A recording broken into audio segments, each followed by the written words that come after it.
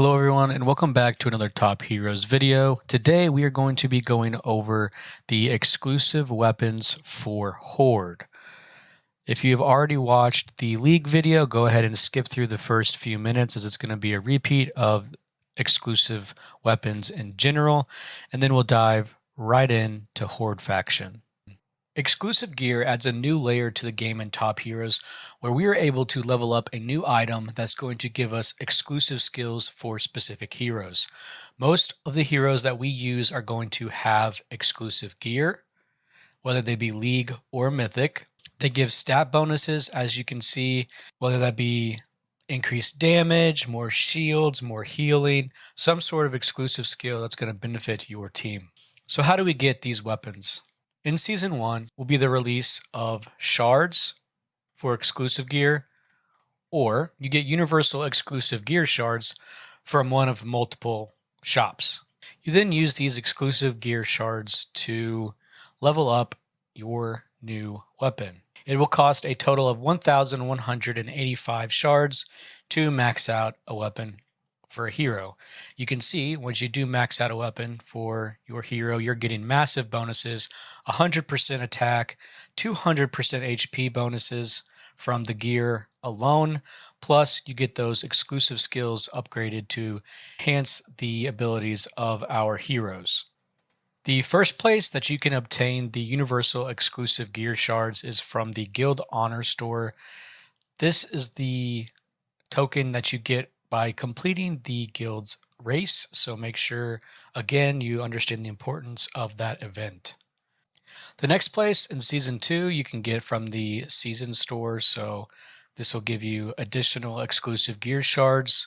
And the last place to get those universal shards are going to be from wheel and dice events, as well as some events that are released just based off of timing, whether that be like the 20 million event, some type of event that's going to give you tokens where you can go and purchase some exclusive gear. Now let's take a look at our heroes and see which ones we need to focus on while we are leveling up their exclusive gear. As a general side note, it is important to understand exclusive gear leveling up is just like regular gear as far as the process in which you level it. You want to level all of your gear by 5 level increments until you max them out. This is because it's going to give you a skill at each level 5 through 20. So to begin for HORDE, we're going to go through the unlock order for our HORDE heroes for level 5. To begin, we'll start with Wukong. Wukong's upgrade to level 5 is going to increase the attack speed. This is crucial due to the fact that all of the duplicates are going to benefit as well. So you'll have an increased attack speed and increase of the attack of all of your duplicate Wukongs, which is just going to greatly increase the DPS of your hero. Following Wukong, we are going to get Desert Prince up to level 5. It's going to be a skill damage increase of 10%. This is arguably one of the best exclusive weapons and exclusive skills in the game because it is a AoE damage that can deal 100% of the attack in hitting all 6 targets of the enemy team. As you level this exclusive weapon, you're going to bypass all the shields, which at level 10 is going to give it a big upgrade against all those annoying shields from the League heroes. After that, we're going to want to bring Storm Maiden up to level 5. It's going to give you a crit damage increase of 15%, and the stacks that are given by the skill are very beneficial in increasing damage taken from Storm Maiden. That's going to help with all of our DPS from those 3 heroes. Then we're going to want to make sure that we're getting some better heals and protection. So we're going to go with our Witch. Witch has the Codex of Shadows.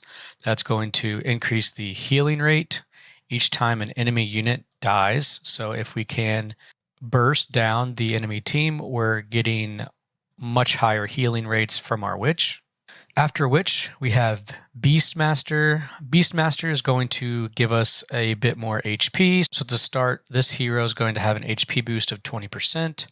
Since this is only benefiting Beastmaster, it's going to be a little bit lower on the list of priorities to level. After this, you're going to want to just use and upgrade the exclusive weapon on your 6th hero.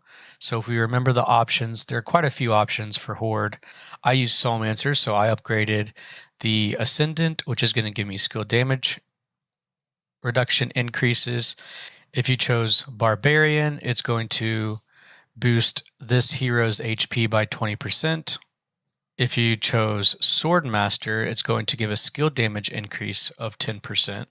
And then if you chose Warlock, it's also a 10% skill damage increase. At level 10, the order changes a little bit because of how potent the exclusive weapon is for Desert Prince. So at level 10, we are finally going to have that 25% probability of our exclusive skill Golden Cleave bypassing shields. This is big not only because it's bypassing 100% of the shield that reduces damage, but on top of that, it overrides all block effects. So if they have a guaranteed block effect, it doesn't matter. This is going to go through that. It's going to hit them with an AoE damage attack, 100% of the attack of the hero. So in this case, 1.32 million. And on top of that, it can hit up to 6 targets. So level 10, your first priority is going to be Desert Prince. After that, we're going back to Wukong for more damage. This is going to increase the damage taken of a target by 2%, and it can stack up to 5 times, so give you 10% damage increase. Then it's more important to go with Witch over your Storm Maiden because you automatically begin the round with 8 stacks of soul. So if you have 8 stacks of soul, you are going to have to kill only 2 additional units to unleash those souls, which is going to silence 2 enemy heroes. Except at level 10, it's going to increase it. So you're now silencing 4 units, which is going to be a CC for 1.5 seconds on 4 of your enemies. After which, we are actually going to go with Beastmaster. It's going to provide another CC. So at 10 stacks, you're going to silence a target for 1.5 seconds, except you will silence 2 targets because you're actually adding an additional hero that can be hit with the training camp skill. And on top of that, it's going to reduce their damage increases by 15% for 5 seconds. After Beastmaster, we're going back to Storm Maiden. It's just going to add an additional static charge and allow Storm Maiden herself to penetrate shields on all targets that are marked with those static charges. Finally, we are going back to our 6th hero. So in my case, we are going to be leveling up Soulmancer. This is going to provide some immunity for 1.5 seconds once our HP drops below 35%. Remember, all of our damage is shared. So that's going to be beneficial for all of our heroes as well. If you chose Barbarian, the taunt is going to allow marked targets to be stunned for 2.5 seconds. This is why a lot of people like Barbarian as their 6th option, because the taunt ability and the amount of CC helps quite a bit in PvP. If you chose Swordmaster, when the HP falls below 50%, you gain final attack equal to 12% of that attack, and it lasts forever. And if you chose Warlock, you're going to be getting a reduction of shields for your opponents if they are hit with the arrows of chaos. For level 15, it's going to be a little bit different because the skills that we get at level 20 for some of our heroes are much stronger. So from level 10 to level 20, you may want to bypass getting all heroes to 15 so you can unlock that level 20 perk. So in this case, again, Desert Prince is going to be the best. It is going to increase the area of that AoE by 50%, which is really what's going to allow you to hit all 6 targets. And then on top of that, you're going to deal 2 times damage to shielded enemies. So If you want to get everybody to 15 first, you will want to go Wukong, Desert Prince, Storm Maiden for the 10% attack increases. For your other 3 heroes, you're going to be leveling up Beastmaster to 15 to get 5% attack, 10% HP, Soulmancer to 15 to get the same, and then you'll do Witch, who's going to provide 20% HP boost. That's option 1. Option 2 is to focus on the level 20 skills of your heroes. So in that case, we will start with Desert Prince. Desert Prince is going to, again, give you that Golden Cleave area increase. Wukong is going to increase the amount of damage provided, and it can hit twice at a 25% chance. After leveling Desert Prince and Wukong, we are going to want to go with Beastmaster. Beastmaster's training effect is now going to be applied to 2 more heroes, so you can now effectively apply this skill to 4 of the 6 enemy heroes. It is going to turn the silence into a stun, so you're going to CC the opponent, and on top of that, it's going to deal true damage equal to 4% of that HP. After Beastmaster, we're going to go with Witch, which turns her silence into fear, which is going to prevent the targets from healing and dealing any true damage. After Witch, we're going with Storm Maiden to level 20.